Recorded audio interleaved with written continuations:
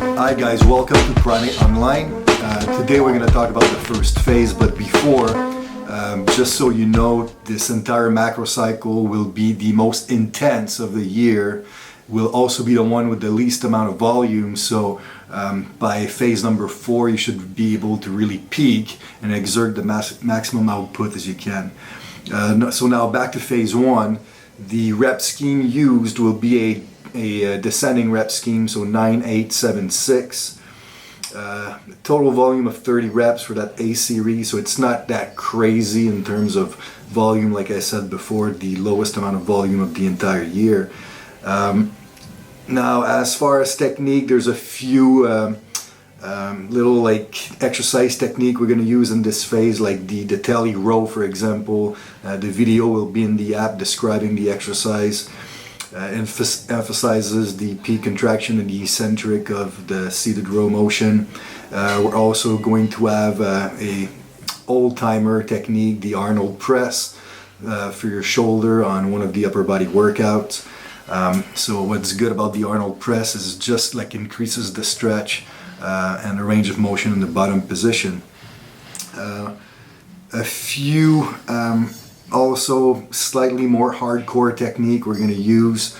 We're going to have a 4-inch deficit deadlift, so a very long range of motion for your deadlift. The reps will be 6 with a 4-second eccentric.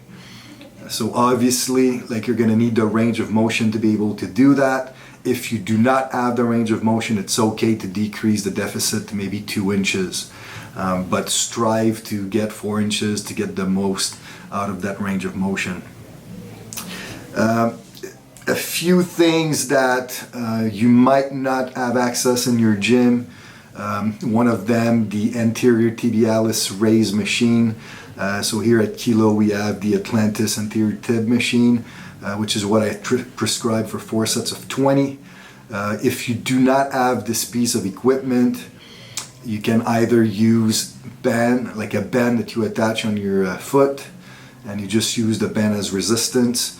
You can use a low pulley attachment with one of those ankle brace that you again set up on your foot. Or you can also stand with your back on the wall and simply dorsiflex the feet. Obviously here the range of motion is a little shortened, but you can still get at least the effect of the peak contraction in the anterior tib. Some stabilization exercises for abs, like the plank walkout. This one is quite technical. Again, there will be a video describing the exercise. For your upper back, one very interesting exercise that I like to use in a phase preceding the dip. So in intensification 1, phase 2, we'll be doing heavy dips. So for this phase on upper body 2, we're doing a subscapularis pull-up. I love a subscapularis pull down. I love to use this variation as the subscapularis tend to stabilize or centralize the head of the humerus and the shoulder socket. So it's just kind of one of these precautions in order to prepare the shoulder for the strain of heavy dips. We're going to have some good morning, a lot of posterior chain emphasis here. But also another kind of different tweak or technical tweak we're going to have here on your lower body 1, your C1 exercise. The leg press technique will be a hamstring leg press, where the feet are much higher up on the platform. The seat is elevated all the way up, so the pre-stretch of the hamstring is great. And it's kind of like if you want a bottom range type posterior chain exercise, while still having some type of a knee extension component to it.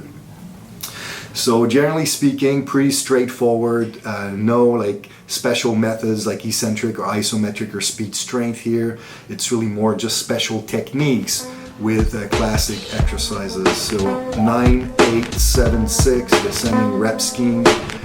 This is phase 1 of your PRIMEIGHT online training.